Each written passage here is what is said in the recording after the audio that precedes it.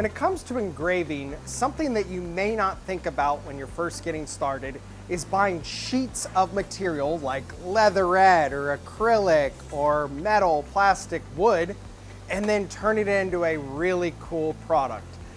Engraving allows you to really tap into the making side of things.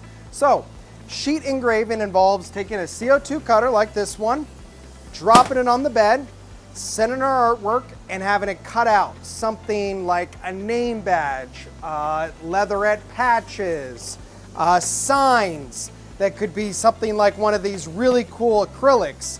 Everything from clear cast, mirror, fluorescent, glow in the dark, iridescent.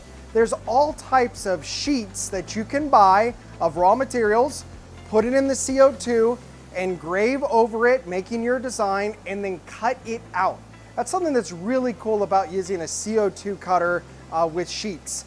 You can create your artwork and then cut it out, allowing you to get perfect placement every time versus having something that was pre-cut and then trying to locate it perfectly over top of it. Even with a camera and AI, it's always going to get more accurate placement when you are starting with a sheet.